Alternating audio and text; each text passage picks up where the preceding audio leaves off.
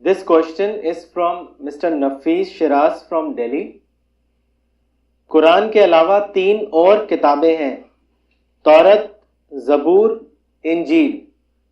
یدی کوئی مسلمان ان کتابوں کی تعلیمات پر عمل کرنا چاہے تو کیا وہ ان پر عمل کر سکتا ہے؟ دیکھیے، مسئلہ آتھینٹک کتاب کا ہے. کتابیں تو بہت سی اللہ تعالیٰ کی طرف سے آئیں، صرف 3 ہی نہیں، اور بہت سی کتابیں آئیں. صحف ابراہیم و موسیٰ، حضرت ابراہیم پر کتاب آئی. مسئلہ یہ ہے کہ جب ان کی آتھینٹسٹی ڈاؤٹ فل ہو گئی ہے تو ان پر آپ کیسے عمل کریں گے؟ ہم یہ مانتے ہیں کہ اللہ تعالیٰ نے ہر زمانے میں نبی بھیجے اور اپنی کتاب بھیجی، اپنا کلام بھیجا، تو اس کو ہم مانتے ہیں. لیکن سوال یہ ہے کہ جب ہم اس پر پریکٹس کرنا چاہیں تو ظاہر ہے کہ جب آتھینٹک موجود ہے تو اس کو نہیں لیا جائے گا جس کی آتھینٹسٹی ڈاؤٹ فل ہے. اس زمانے میں کسی کے لیے ایک ہی آپشن ہے، وہ قرآن کا آپشن ہے. دوسرا کوئی آپشن اب موجود نہیں کسی انسان کے لیے. This question is from Miss Sadia from Delhi. Often when people discover that the Quran was revealed over a period of 23 years in a fragmentary manner, they ask why God employed such a method for revealing the Quran. Kindly comment. لیکن قرآن کوئی ویسی کتاب نہیں جیسے scholars کتابیں لکھا کرتے ہیں. قرآن جو ہے گائیڈنس کی کتاب ہے، جیسے جیسے حالات ویسے گائیڈنس. تو یہ کوئی دوسرا شکل ہی نہیں تھی کہ جیسے حالات پیدا ہو ویسے ان کو گائیڈ کیا جائے. جیسے کہ میں نے آپ سے مثال دی کہ وہاں پر گیدرنگ ہوا کرتی تھی کعبہ میں، اور کہیں نہیں ہوتی تھی، اور وہاں لیکن وہ لوگ بت بھی رکھے ہوئے تھے وہاں پر. تو آپ فرمایا کہ فصبر ربک، یعنی اللہ کے لیے صبر کر کے وہاں پر جا کر آڈینس کے طور پر استعمال کرو ان کو. اس وقت یہ تھا. پھر جب بعد کو حالات بدلے تو آپ حکمہ کا آپ ہجرت کر کے چلے جاؤ. پھر حالات بدلے، وہاں پر لوگوں نے اٹیک کرنا چاہا تو رسول کے ساتھ ایک اچھی کاج گروہ ہو چکا تھا، تو وہاں کہا گیا کہ ایز اے ڈیفینس تم اسے فائٹنگ کر سکتے ہو. تو حالات جو ہے بدلتے رہے. اس وجہ سے پہلے وضو کی آیت تھی، پھر ایک مرتبہ ایسا ہوا کہ پانی نہیں تھا وہاں پر تو تیمم کی آیت اتری. تو چونکہ according to the situation guide کیا اللہ تعالیٰ نے. ایک بڑی بڑی کتاب دیا جاتا تو لوگ کیسے کرتے ہیں؟ جیسے حالات جیسے حالات ہو اسی طرح تم کو فالو کرنا ہے. تو چونکہ قرآن مجید کوئی اس طرح کی جیسے اسکالرس کتاب لکھا کرتے ہیں، ایک سناپسس بنایا، اس سناپسس لے کر اسٹڈی کیا، پھر کوئی کتاب لکھ ڈالی، ایسا نہیں ہے. بلکہ حالات کے مطابق گائیڈ کرنا، جیسے حالات ویسی گائیڈنس. اس لیے ہو سکتا تھا، دوسرا کچھ نہیں ہو سکتا تھا. مولانا, due to many present situations like swine flu, earthquakes, etc., it is totally clear that man is helpless. My question is that why does not man realize his helplessness and surrender to God? اسی کا جواب تو میں نے دیا ہے کہ thinking capacity کو وہ بیدار نہیں کرتا. سوچنے کی جو صلاحیت سوچنے کی دی ہے انسان کو، تو وہ ڈاربل رہتی ہے. سارا معاملہ ہے کہ انسان اپنی سوچ کو اس طرف لگاتا نہیں کہ وہ باتیں جانے جو روحانیت کی ہیں، جو سچائی کی ہیں، جو معرفت کی باتیں. سارے لوگ بس یعنی منی کے پیچھے دوڑ رہے ہیں. جتنے انسان ہیں سب منی کے پیچھے دوڑ رہے ہیں، بس ڈائریکٹ طور پر یا انڈائریکٹ طور پر. اور اپنی تھنکنگ کو استعمال کریں اس طرح کی چیزوں میں جن کو ہم روحانیت کہتے ہیں, ربانیت کہتے ہیں, معرفت کہتے ہیں, وہ استعمال نہیں کرتے.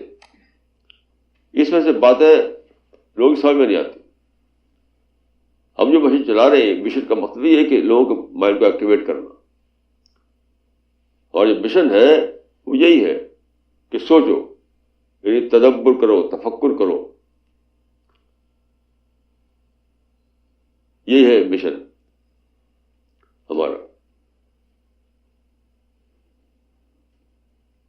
اور آپ دیکھیں بہت سے لوگ ہیں, ہزاروں کی تعداد میں, جن کو اللہ تعالیٰ نے ہمارے مشن کے ذریعے سے جن کے مائنڈ کو ایکٹیویٹ کیا. اب وہ سوچتے ہیں باتوں کو, سمجھتے ہیں باتوں کو. تو یہی آپ بھی کیجئے, آپ بڑھائیے اس سوچ کو, پیدا کیجیے لوگوں کے اندر تاکہ وہ سمجھ سکیں. This question is from Miss Nagma from Delhi. Maulana, I realize the importance of thinking, but often the train of thought gets diverted.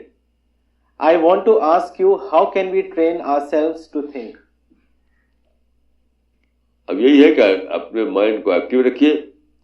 جیسی ڈیویشن کوئی ہو تو فوراً لوٹیے. ڈیویشن تو ہوگا,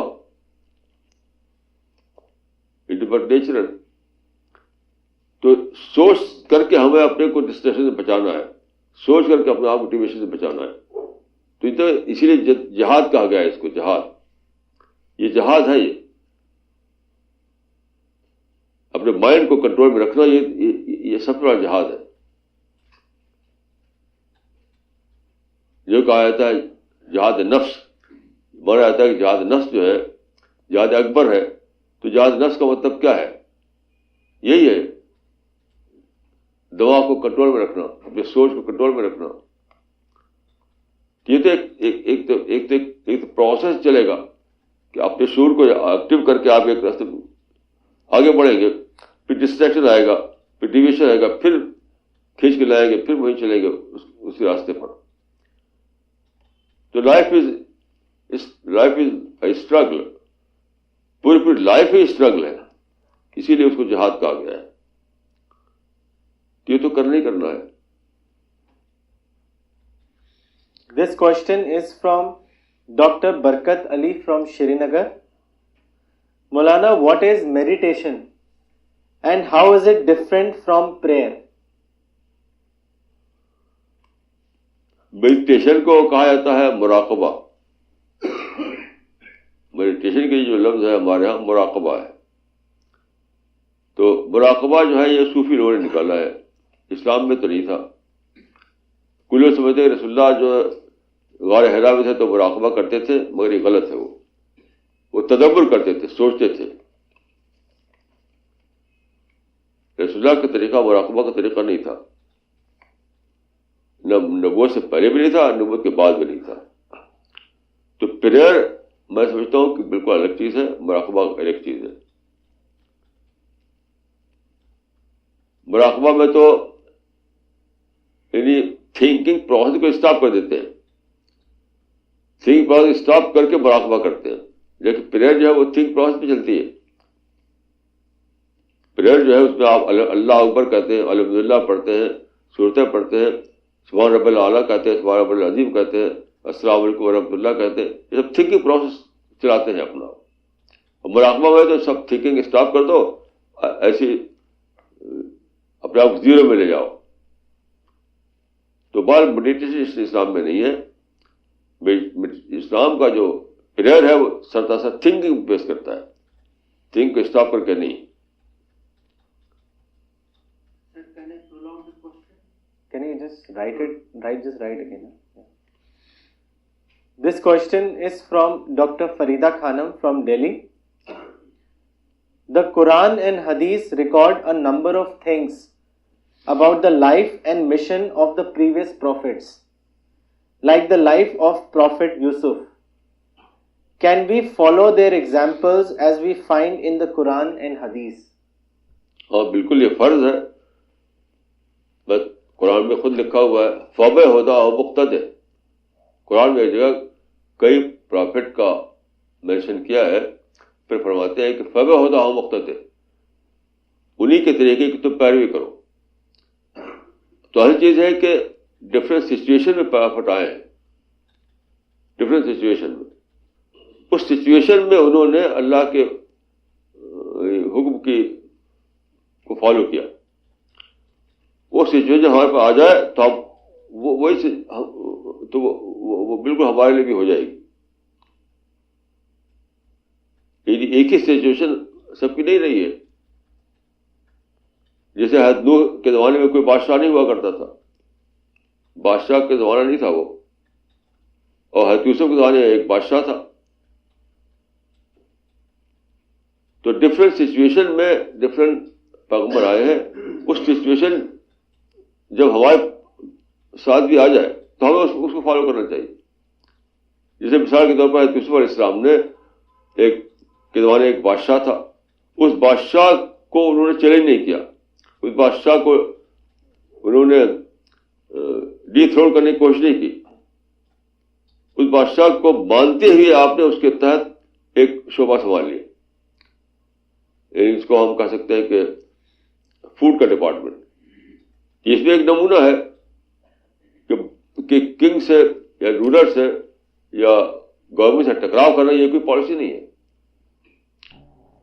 اگر اس کے ایک کچھ لوگ رول کر رہے ہیں اور ان کے رول کرتے ہوئے آپ کو موقع ہے کام کرنے کا تو رول کرنے دیجیے ان کو. اپنے میدان میں جہاں آپ کو اپارچونیٹی مل رہی ہے وہاں آپ کام کیجیے. آپ نان کنفرنٹیشنل اپروچ کا نمونہ ملتا ہے اس میں یوسف کی زندگی میں. وہ بالکل صحیح ہے، وہ غیر اسلامی ہے. تو پچھلے پیغمبروں کے بارے میں جو ان کی اپنی کتابوں میں ہے، دوسرے میں اس میں تو ڈاؤٹ فل ہے کہ وہ صحیح ہے کہ نہیں صحیح ہے. لیکن جو قرآن مجید میں آ گیا وہ تو بالکل صحیح ہے، وہ تو آتھینٹک ہے. اور ضرور ہمیں اپنے حالات کے لحاظ سے اس کو فالو کرنا ہے. This question is from Mr. Khaja Kalimuddin from Pennsylvania. Maulana Saab, I read these two hadiths of Prophet Muhammad in a book. First hadith is, I was a prophet when Adam was between water and clay. A reference of Bukhari is given here. And the second hadith is, I was the first of prophets as creation and the last of them in resurrection. A reference of Abu Huraira is given here. He wants to know your comment on these two hadiths.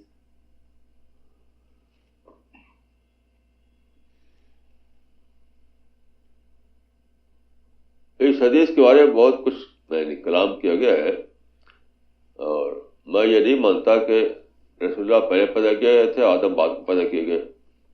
یہ میں نہیں مانتا اس کو.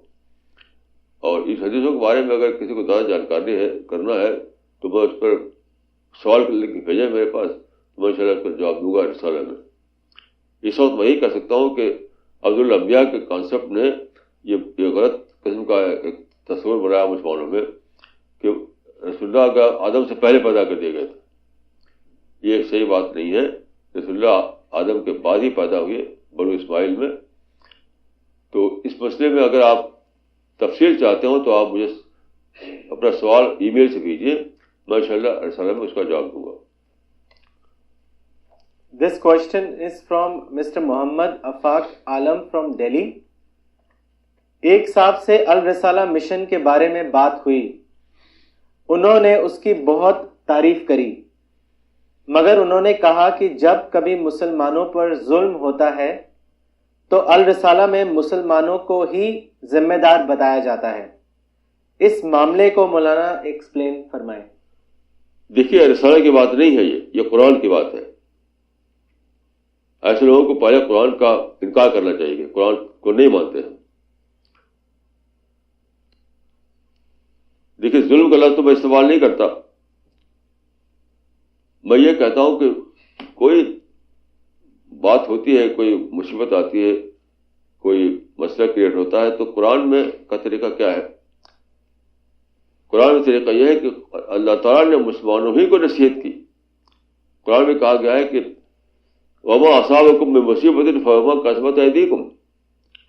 جو مصیبت آتی ہے وہ تمہارے کرنے کی وجہ سے آتی ہے، تمہارے کسی عمل کی وجہ سے آتی ہے. وما اصابکم من مصیبت فبما کسبت ایدیکم. تو آپ دوسروں کو ذمہ دار ٹھہراتے ہیں، جب قرآن میں ہے صاف صاف ہر مصیبت کی ذمہ دار تم خود ہو، تو آپ کہاں کر دوسروں کو ذمہ دار ٹھہرائیں؟ تو آپ کہیں میں قرآن کو نہیں مانتا، پر یہ کہیے میں قرآن کو نہیں مانتا، یہ کہنا پڑے گا آپ کو کہ میں نہیں مانتا قرآن مجید کو. یہ کیسی عجیب بات ہے کہ آپ صاف صاف لکھا قرآن مجید میں کہ ہر مصیبت جو تم پر آتی ہے وہ تمہارے اپنے کسی وجہ سے آتی ہے، اپنے کو ٹھیک کرو. کس بارے قرآن کا طریقہ یہ ہے کہ انٹراسپیکشن میں جانا، اپنی غلطی کو ڈھونڈنا، اپنی کمزوریوں کو تلاش کرنا، اپنے اندر جو کوتاہی ہے اس کو درست کرنا. تو آپ رسالہ کو کیوں کہتے ہیں ایسا؟ قرآن کو کہیے، قرآن کو رسالہ کیوں کہتے ہیں؟ وما اصابکم من مصیبت فبما کسبت ایدیکم. صاف صاف لکھا ہوا ہے کہ جو مصیبت تمہارے پر آتی ہے وہ تمہارے اپنے ہی کسی غلطی کی وجہ سے آتی ہے، تو اپنی غلطی کو درست کرو. میں حیران ہوں کہ کسی عجیب لوگ ہیں کہ ایک طرف تو قرآن کے ایک ابھی خبر میں تھا کہ ایک قرآن کے ایک کاغذ کہیں مل گیا، صرف ایک کاغذ، اس ہنگامہ کھڑا کر دیا، قرآن کی بے حرمتی ہو گئی. اور یہ فعل جو ہے کہ جو چیز قرآن میں لکھی ہوئی ہے اس کو قرآن کی وجہ رسالہ سے منسوب کر کے اس کو تنقید کرنا، اس کے اوپر تنقید بڑا قرآن پر گئی. آپ کا اعتراض قرآن پر ہے، یہ رسالہ پر نہیں ہے. یہ تو سپر گستاخی ہے، یہ سپر گستاخی ہے. اور میں نے لکھا تھا رسالے میں کہ 2 مثالیں دی تھی میں نے کہ دیکھیے عہد کے موقع پر جو ہوا وہ کھلا ہوا ظلم تھا، ان کا آ کر کے اٹیک کیا تھا انہوں نے وہاں سے. اور قرآن میں جب تبصرہ کیا گیا تو مسلمانوں کو کہا گیا وہ حتیٰ اذا فشلتم وتنازعتم فی الامر، تمہاری وجہ سے ایسا ہوا. حنین کے بارے میں یہ کہا گیا وَيَوْمَ حُنَيْنٍ إِذْ أَعْجَبَتْكُمْ كَثْرَتُكُمْ. تو قرآن کا طریقہ دیکھیے ٹرانسپیکشن کا ہے. اب تو اپنے کو ریاسس کیجیے، اپنے کو ریوائز کیجیے. رسالہ کو بلیم دیتے ہیں آپ؟ یا تو آپ یہ کہیں کہ میں قرآن کو نہیں مانتا، تب آپ کو یہ کہنے کا حق ہے. رسالہ میں دیکھیے ہم اس طریقے کو فالو کرتے ہیں جو قرآن و حدیث موجود ہے. کوئی کسی کو اگر اعتراض ہے تو قرآن کے حوالے سے اعتراض کریں.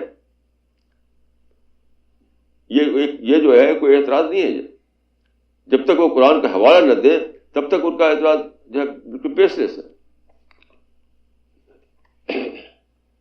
This question is from Mr. Ammar from Delhi. Maulana, after reading the biography of Prophet Muhammad, I found out that the character of Prophet Muhammad was completely different from the present day Muslims. I want to know your comments also on this. بالکل صحیح ہے. آج کل مسلمان نعت خوانی کرتے ہیں، رسول اللہ کی خوب نعت خوانی ہوتی ہے، رسول اللہ کے خلاف گستاخی کرتے ہیں، تو پھر لڑتے ہیں لیکن کرتے نہیں کچھ رسول اللہ کے طریقے پر عمل. بس رسول اللہ کا طریقہ صبر کا طریقہ تھا. صبر کا کون مسلمان جو صبر کرتا ہے؟ رسول اللہ کا طریقہ تھا ریئیکٹ نہ کیا جائے. کون مسلمان جو ریئیکٹ نہیں کرتا؟ رسول اللہ کا طریقہ تھا کہ دوسرے نفرت نہ کی جائے، اور سارے مسلمان نفرت کرتے ہیں.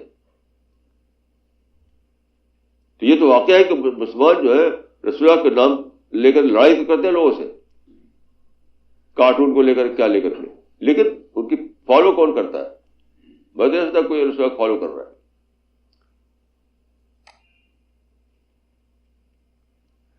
This question is from Mr. Niaz Ahmed Wani. میں آرمی میں کام کرتا ہوں. ہندو بھائیوں سے توحید کی بات ہوتی ہے تو وہ کہتے ہیں کہ موجودہ زمانے کے مسلمان بھی بت پرستی کرتے ہیں. پھر ہمارے اور آپ کے بیچ میں کیا فرق ہے؟ آپ اگر درگاہ جاتے ہیں تو ہم لوگ مندر جاتے ہیں. مولانا اس کے بارے میں بتائیں. دیکھیے یعنی واقعات یہی ہے. میں خود گیا رشی کیش میں تو وہاں پر بت رکھے ہوئے تھے. تو ایک ہندو نے کہا کہ دیکھیے آپ میں ہم میں کیا فرق ہے؟ آپ لٹا کر پوچھتے ہیں، ہم کھڑا کر پوچھتے ہیں. تو واقعی مسلمان تو یہی کر رہے ہیں. میں نے ان سے کہا کہ لیکن you have to differentiate between اسلام اور مسلمس. مسلمان ایسا کرتے ہیں, اسلام نے ایسا کبھی نہیں کرنے کو کہا ہے. یہ کنفیوژن اس لیے کہ مسلمان خود, یہ کنفیوژن اس لیے کہ آپ یہ بتائیے ان کو کہ اسلام الگ ہے, مسلمان الگ ہے. اور کئی سیدھے سیدھے کہ مسلمان غلطی کر رہے ہیں, وہ قرآن کے خلاف اور اسلام کے خلاف کر رہے ہیں. تو میں اس کے کہنے کو صحیح سمجھتا ہوں ایک واقعے کے طور پر, لیکن وہ اسلام کی تعلیم کے مطابق نہیں ہے وہ بات. تو ان سے کہیے کہ you have to differentiate between اسلام اور مسلمس. یو ہیو ٹو جج Muslims in the light of Islamic teachings and not vice versa.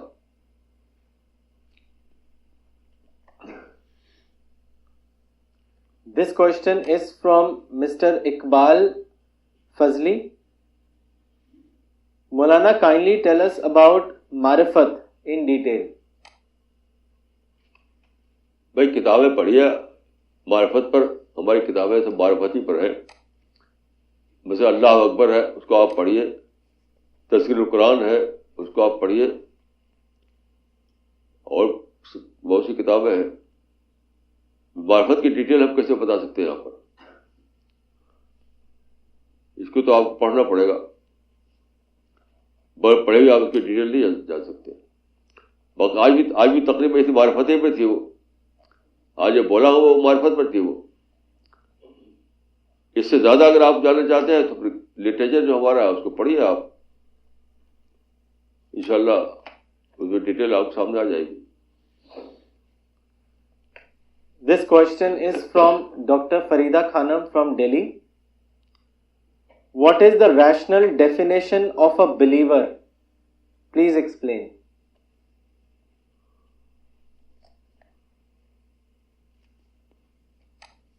ابھی ایک میڈیا کے ایک آدمی آئے تھے, اس سے یہ سوال کیا تھا مجھ سے انہوں نے. تو میں نے کہا کہ بلیور وہ ہے جو جس کے اندر پریڈکٹیبل کریکٹر ہو. بلیور وہ ہے جس کے اندر پریڈکٹیبل کریکٹر ہو. میں نے کہا یہ ریشنل ڈیفینیشن. پھر میں نے کہا کہ دیکھیے پریڈکٹیبل کریکٹر کب بنتا ہے آدمی کا. آپ سوچیں کہ خدا مجھے دیکھ رہا ہے, جھوٹ بولو تو پتہ ہے خدا کو, وعدہ پورا نہ کرو تو خدا کو پتہ ہے, ڈس آنیسٹی کرو تو خدا کو پتہ ہے. یہ چیز آپ کو پریڈکٹیبل بنا دے گی کہ جو آپ کہیں گے وہی کریں گے, جو وعدہ کریں گے اس کو پورا کریں گے, جو منہ سے بولیں گے وہی حقیقت دل میں بھی آپ کے ہوگی. تو ان سے میں نے کہا کہ یعنی بلیور جو ہے وہ یقین رکھتا ہے کہ میں خدا مجھے دیکھ رہا ہے, خدا کے سامنے میں اکاؤنٹیبل ہوں, خدا مجھے پکڑے گا. تو یہ ایمان اس کو ایسی کر دے گا جس کو ہم کہتے ہیں پریڈکٹیبل کریکٹر ہے. سوسائٹی میں وہ اس طرح رہے گا, لوگ جانیں گے بھائی یہ بولے گا سچ بولے گا, جھوٹ نہیں بولے گا, وعدہ کرے گا تو پورا کرے گا, وعدے کے خلاف نہیں جائے گا. تو میں سمجھتا ہوں کہ یہ ایک لفظ میں پوری بات آ جاتی ہے کہ مومن وہ ہے جس کے اندر پریڈکٹیبل کریکٹر ہو. This question is from Dr. Barkat Ali from Srinagar. Maulana, you just mentioned that meditation means to stop thinking. But as a doctor, I think that only death stops the thinking. Only death stops the thinking process. Even during meditation, the cells of mind keep thinking.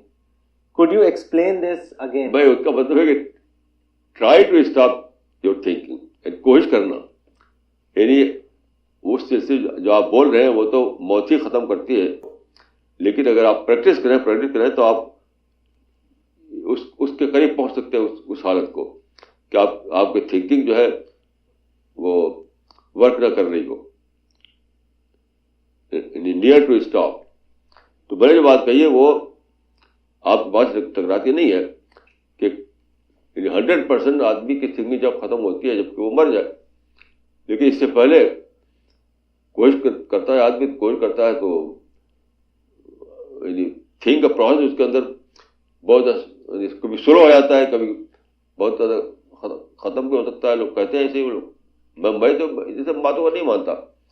ہماری نہیں کہ میں خود اس کو مانتا ہوں, لیکن جو لوگ ایسا کرتے ہیں وہ یہی کہتے ہیں کہ میڈیٹیشن مینس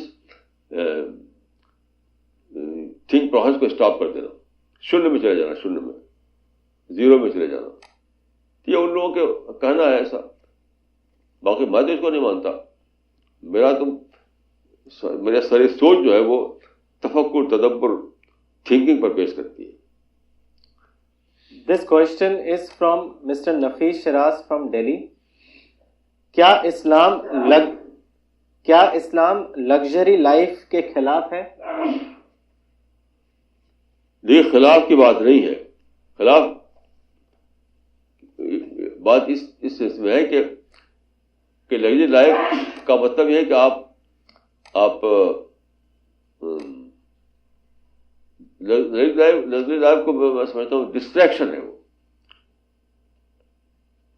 یعنی اگر آپ اپنے آپ کو لگژری لائف کا عادی بنا دیں تو کیا ہوگا, آپ ان کاموں کے قابل نہیں رہیں گے جو اللہ تعالیٰ چاہتے ہیں. مثال کے طور پر آپ عادی ہو جائیں اے سی کے, گھر میں بھی اے سی, آفس میں اے سی, کار میں اے سی, تو آپ دنیا میں کیسے جا کے پہنچائیں گے لوگوں کے پاس؟ ہر جگہ کہاں اے سی ملے گا آپ کو؟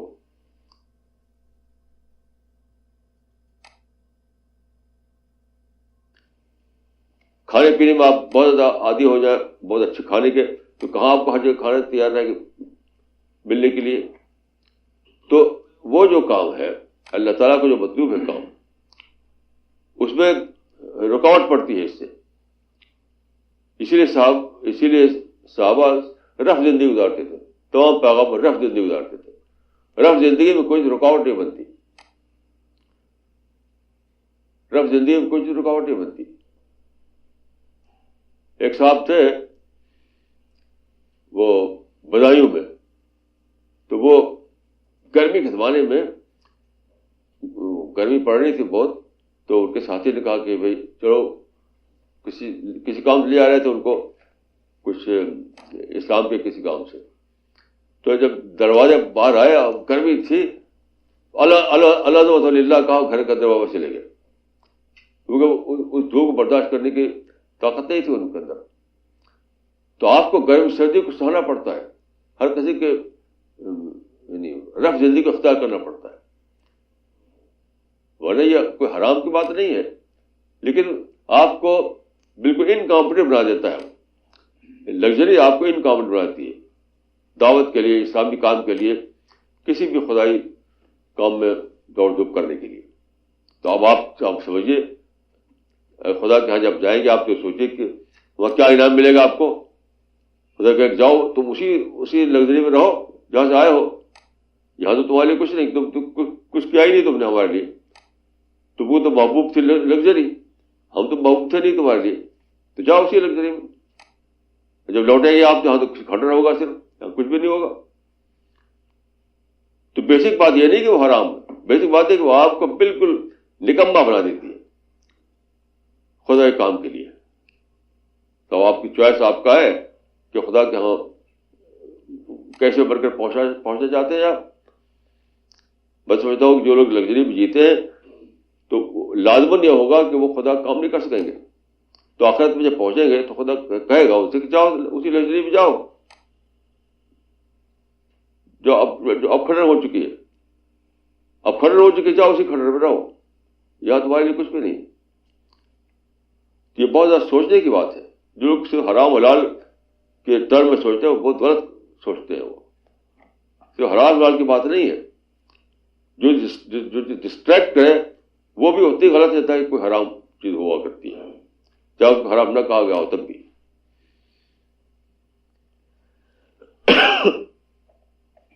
This question is from Mr. Khalid Ansari from Delhi. Drinking wine on social occasions and during business meetings is catching up amongst the Muslim youth very fast. In fact, when pointed out on consuming liquor, they react saying, why should we deprive of the pleasure, and also keep a reason-based explanation for not consuming liquor. Maulana, what is the Islamic perspective on liquor, and is there any logical or reason-based explanation given in Quran or Hadith? دیکھیے قرآن کے مطابق تو لیکر حرام ہے، شراب حرام ہے، اس میں کوئی شک نہیں ہے.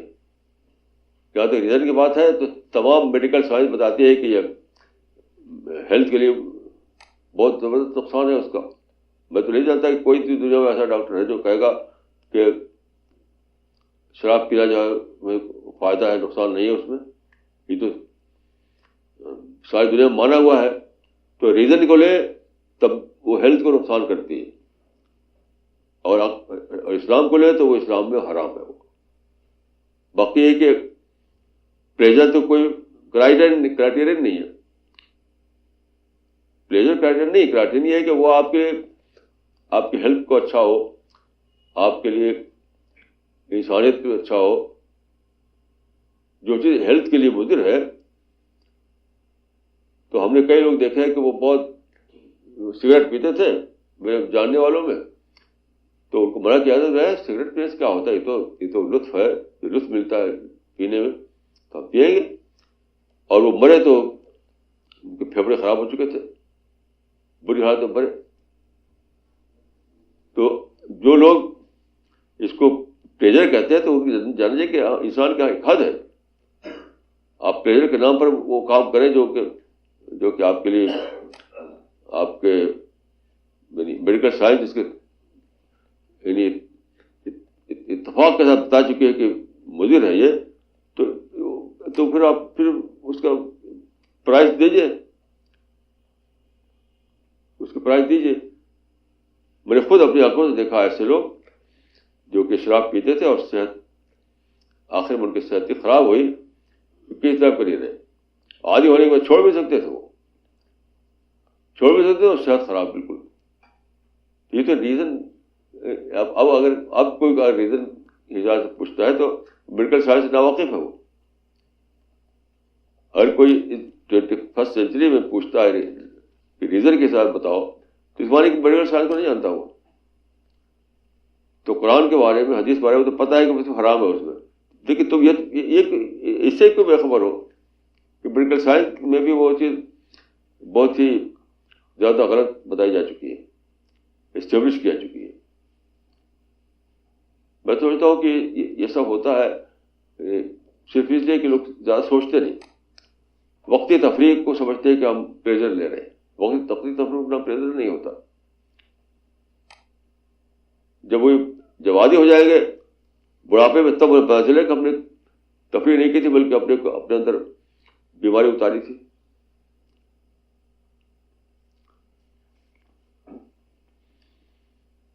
This question is from Dr. Muslima Siddiqui from Delhi. Why is it that the leaders of the world fail to arrive at any agreement in regard to the most urgent problem of global warming in Copenhagen? واقعی یہ بہت بڑا یعنی سوال ہے کہ science جو ہے بتا رہی ہے کہ کاربن ایمیشن اتنا بڑھ چکا ہے کہ ہم بالکل ہیل کی طرف جا رہے ہیں. اور وہ لوگ جو کاربن ایمیشن کے ذمہ دار ہیں وہ لوگ اکٹھے ہوتے ہیں کوپن ہیگن میں، سب کے سب ون ٹو آل، اور کوئی فیصلہ کیے بغیر ختم ہو جاتے ہیں. ابھی پرچے ایک انگریزی پرچے میں پڑھ رہا تھا میں تو اس کو کہ وہاں پر کوپن ہیگن میں کچھ ہوا نہیں، تو اس نے اس کا نام رکھا تھا فلاپن ہیگن، کوپن ہیگن کو فلاپن ہیگن، مطلب ہیگن میں فلاپ ہو گیا، وہ میٹنگ فلاپ ہوگی، کچھ ہوا نہیں، کچھ طے نہیں ہوا. تو اس کی جو میں سب پڑھتا رہا ہوں تو جو میری سمجھ میں آیا وہ یہ کہ دو قسم کے لوگ وہاں اکٹھا ہوئے تھے، ایک جو کہتا ہے ڈیولپڈ کنٹریز اور ایک انڈر ڈیولپڈ کنٹریز. دونوں کا مائنڈ کیا تھا، وہ اس سے کوئی ہٹنے کو تیار نہیں. ڈیولپڈ کنٹریز جو ہے وہ چاہتے ہیں کہ جو لائف اسٹائل ہم اپنا چکے ہیں اس سے پیچھے نہ ہٹیں، اس لائف اسٹائل کو مینٹین کرتے ہوئے یہ مسئلہ حل ہو جائے. تو کیسے حل ہوگا؟ اور جو انڈر ڈیولپ کنٹریز ہیں وہ چاہتے ہیں کہ ہمیں اس لائف اسٹائل پہنچنا ہے ہمیں جو وہ لوگ جہاں پہنچ چکے ہیں. تو لائف اسٹائل کو مینٹین کرنا جو ہے یہ بیسک بات ہے, کیونکہ گلوبل وارمنگ جو ہے لائف اسٹائل کی وجہ سے ہوئی کہ زمین میں لمیٹڈ ذرائع, ان لمیٹڈ نہیں ہے. آپ چاہتے ہیں ان لمیٹڈ طور پر اپنی خواہشیں پوری کریں, تو زمین نے ریفیوز, گلوبل وارمنگ کا مطلب کیا ہے, زمین نے ریفیوز کر دیا ہے کہ تم جتنا چاہتے ہو تو ہم نہیں دے سکتے. آپ مہاتما گاندھی نے بہت صحیح کہا تھا کہ earth provides enough for every man need but not for every man greed. تو زمین نے انکار کر دیا ہے, لیکن کوئی جس کو وہ لائف اسٹائل مل چکا ہے اس سے ہٹنا نہیں چاہتا, جس کو نہیں ملا اس کو چھوڑنا نہیں چاہتا. تو اب تو بچتا ہوں کہ آخری حل یہ ہے کہ اللہ تعالیٰ کہے کہ چلو ہم قیامت برپا کر دیتے ہیں, تم رہو گے نہ ہو رہے. اب تو قیامت مجھے بہت ہی قریب دکھائی دے رہی ہے. ایک صاحب سے بات کرتے میں نے کہا کہ جیسے ٹرین آ رہی ہو چھک چھک کرتی ہوئی, ویسے قیامت آ رہی ہے. اب لوگ دیکھتے نہیں, سنتے نہیں, تو کیا کیا جائے. شاید دنیا کے سائنٹسٹ جو ہے, شاید دنیا کے سائنٹسٹ ایک صاف صاف بول رہے ہیں کہ یا تو اپنے لائف اسٹائل کو بدلو, نہیں تو قیامت کو فیس کرو. یا تو لائف اسٹائل کو بدلو یا ڈوم ڈے کو فیس کرو. لیکن کوپن ہیگن میں لوگ گئے, خوب وہاں پر باتیں کی اور پھر چلے گئے. 12-13 دن تک باتیں کرتے رہے, نتیجہ کو نہیں نکلا, کیونکہ لائف اسٹائل کو بدلنے کوئی تیار نہیں. بیسک بات یہی ہے, جب تک لائف اسٹائل نہ بدلے, آپ ڈراسٹکلی بدلنا پڑے گا آپ کو, تب تک گلوبل وارمنگ ختم ہونے والی نہیں. This question is from Mr. Jamaluddin from Delhi. میں غیر مسلموں میں دعوتی کام کرتا ہوں, اللہ کا پریچے کراتا ہوں ادھیائے 112 کی روشنی میں. اس کے بعد وہ کہتے ہیں کہ رام رحیم سب ایک ہی ہے اور سب لوگ اسی کی پوجا کرتے ہیں. مولانا آپ بتائیں کہ ان کو کیا جواب دیں. یہ بالکل بیکار بات ہے, یہ کوئی غیر علمی ہے, غیر تاریخی ہے. اس کا تاریخ سے کوئی مطلب ہے, نہ اس کا علم سے کوئی مطلب ہے. یہ تو کہانی کی باتیں ہیں. میں بہت لکھ چکا ہوں, آپ پڑھیے, ہماری کتابوں کو پڑھیے. بلکہ بالکل ہی انما ہے قلب تو ہوا قائل ہوا, مطلب بات کہہ دی جائے, حقیقت کچھ بھی نہ ہو. یہ تھیوری جو ہے اس کے پیچھے نہ علم ہے, نہ سائنس ہے, نہ عقل ہے, کچھ بھی نہیں ہے. صرف ایک کہانی کی بات ہے. باقی آپ ڈیٹیل میں تو ہماری کتابیں پڑھیے آپ. This question is from Miss Razia from Delhi. Despite the fact that God granted man mind to discover the truth, he remains insincere towards achieving this goal. Why is this so, Maulana? وہی میں نے عرض کیا کہ آدمی کی جو thinking capacity ہے اس کو ڈال دیا اس نے مٹیریل چیزوں کو حاصل کرنے کے لیے, معرفت کے لیے استعمال ہی نہیں کیا اس نے. میں تھنکنگ کیپیسٹی کا ایک استعمال یہ ہے کہ آپ اس کے لیے معرفت کی طرف اس کو استعمال کریں, حقائق کو دریافت کریں, ریئلٹیز کو دریافت کریں. لیکن لوگوں نے ایک دم چھونک دیا اس کو اس کی طرف, اور بنی اور بنی, تو سب پھنسے ہوئے. تو اس کو تو یہی حال اس کا ہوگا. کسی کو دلچسپی نہیں ہے کہ وہ ریئلٹیز کو جانے, سچائی کو جانے. تو ایک ہے سچائی کی طرف استعمال کرنا, ایک ہے مٹیریل چیزوں کو حاصل کرنے کے لیے استعمال کرنا. تو سب لوگ اسی پر دوڑ رہے ہیں, کوئی سنتا ہی نہیں ہے. اب کیا کیا جائے؟ اب اپنے کوشش کو تیز, دعا ورک اور تیز کر دیجیے, یہی کر سکتے ہیں ہم لوگ. دعا کریں اور دعا ورک کریں. This question is from Mr. Khalid Ansari from Delhi. There is a hadith which goes like this: Inna sama'a wal basra wa fuada kul ulaika kana anhu mas'unna. Maulana, could you explain the meaning of this hadith? ہاں یہ قرآن مجید میں ہے کہ آنکھ اور کان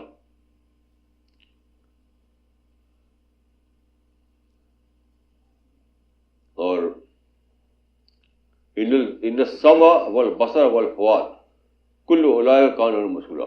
یہ دل اور آنکھ اور کان. دل سے مراد میرے نزدیک مائنڈ ہے. دل بعد یہ دل ہے جو یہاں پر ہے.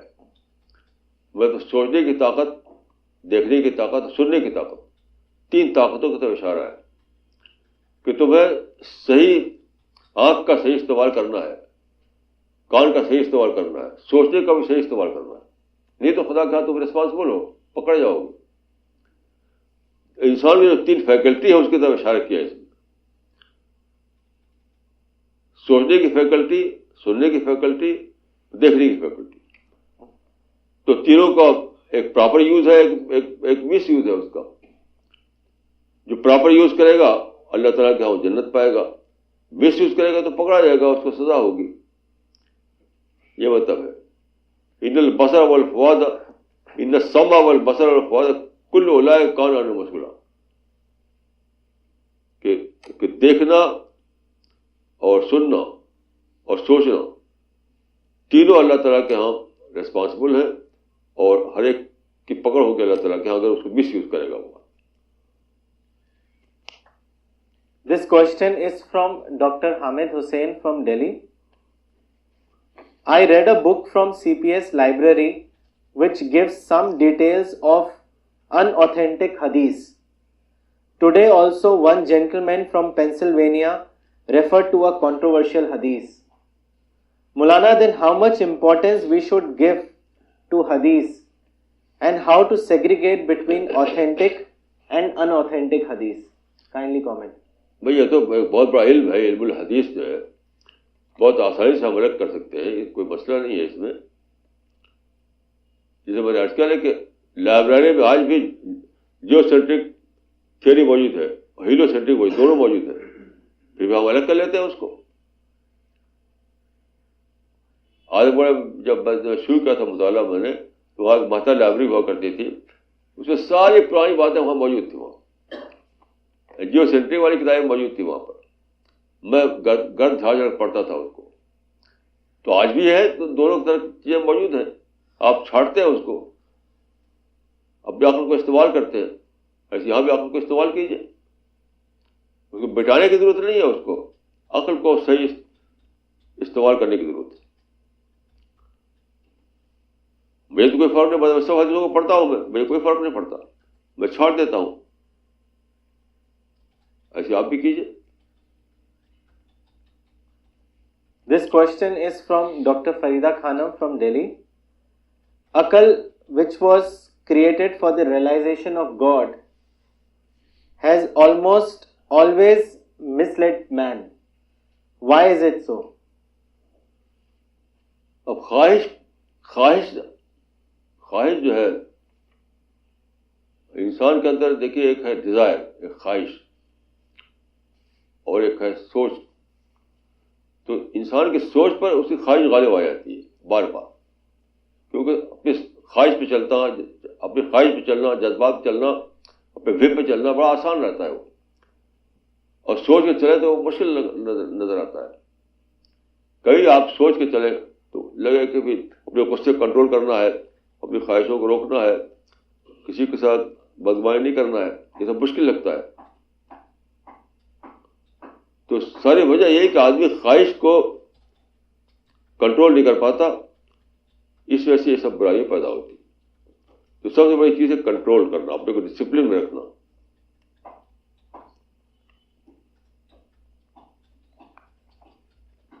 This question is from Ms. Shahida Zawar from Delhi. Maulana Sahab, we find many gurus, shahs and amils in every part of Delhi who claim to remove the miseries of people with the help of their ilm and combine many religious rituals. is it not misleading for the illiterate people? What should we do to stop this? Stop تو آپ کر نہیں سکتے ہیں.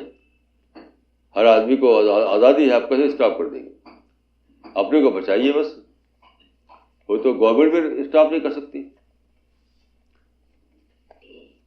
Stop کرنا تو کسی کے بس میں نہیں. اپنے کو بچائیے اور دوسروں کو بتائیے. 2 پوائنٹ فارمولا یہی ہے کہ اپنے کو بچائیے اور دوسروں کو بتائیے. باقی اس کو اسٹاپ کر دیں, یہ آپ کے بس میں نہیں. This question is from Mr. Azmat Hussain from Bihar. کیا ہم گوتم بدھ اور رام کو پروفٹ مان سکتے ہیں؟ نہیں, کسی کو پروفٹ ماننے کا جو ہے ہمارے اختیار میں نہیں ہے. خدا کے اختیار کی چیز ہے. خدا نے اس کو کہا ہو کہ پروفٹ ہے, اس کو ہم مانیں گے. نہیں مانا تو نہیں مانیں گے. اگر کوئی پروفٹ ہو تو ہم نہیں کہہ سکتے کہ وہ پروفٹ تھے جب تک کہ خدا کی طرف سے ہمیں علم نہ دیا جائے. کسی کے بارے میں آپ کہتے ہیں probably he was a prophet, لیکن آپ یہ کیسے کہیں کہ وہ پروفٹ تھے؟ نہیں کہہ سکتے آپ. ایک ہی آتھینٹک ذریعہ ہمارے پاس ہے, وہ قرآن مجید ہے. جس کو مینشن کیا قرآن نے ایز اے پروفٹ, اس کو ہم مانیں گے. باقی کے بارے میں کہیں کہ اللہ عالم واللہ عالم, اللہ کو زیادہ پتہ ہے بہتر. This question is from Miss Sadia from Delhi. A friend, while talking about the unity of a nation, said that a common language and culture is fundamentally important for the unity of a country. She went on to assert that indeed one of the main factors of the lack of unity among Indians is a lack of common language. Please comment. ایک factor ہے. میں سمجھتا ہوں کہ ایک ہی زبان اگر ہو تو اس سے یونٹی آتی ہے, لیکن انڈیا میں ایک زبان نہیں آ سکتی. کانسٹیٹیوشن میں لکھا گیا تھا ایک زبان انڈیا میں ہوگی, ہندی زبان, لیکن ہوا کہ کچھ بھی نہیں ہوا. تو ہم ایز اے پرنسپل یہ میں سمجھتا ہوں کہ اچھا ہے کہ ایک ہی زبان ہو کسی ایک کنٹری میں. بولیاں بہت سی ہو سکتی ہیں, لیکن سوال ہے کہ یہ پاسبل ہی نہیں ہے. بعض کنٹریز میں ایسا ہے, چائنا میں ایسا ہے, جاپان میں ایسا ہے, تو وہ لمبے ٹریڈیشن کی وجہ سے ایسا ہے. اس کے سینکڑوں ہزاروں سال کی ٹریڈیشن ہوتی ہے تب ایسا ہوتا ہے. انڈیا میں اگر ہو جاتا تو کانسٹیٹیوشن کے بعد ہو جاتا. اگر ایسے ہوتا تو کانسٹیٹیوشن بنایا گیا تھا کہ انڈیا میں ہندی زبان ہوگی یہاں کی, تو کہاں ہوا؟ تو یہ تو اس کے لیے بہت لمبی ٹریڈیشن چاہیے. وہ ٹریڈیشن ہے نہیں ہمارے یہاں, تو کیسے ناممکن ہے بات. This question is from Mr. Mohammad Noman from Delhi. حدیث میں آیا ہے کہ التشبیق من الشیطان. حدیث میں آیا ہے التشبیق من الشیطان.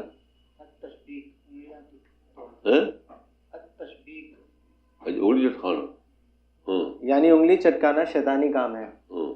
مولانا تشبیق کو شیطانی عمل کیوں کہا گیا ہے؟ اس کا مطلب غیر سنجیدہ کام, انسنسیئر کام. اس کا مطلب انسنسیئر کام.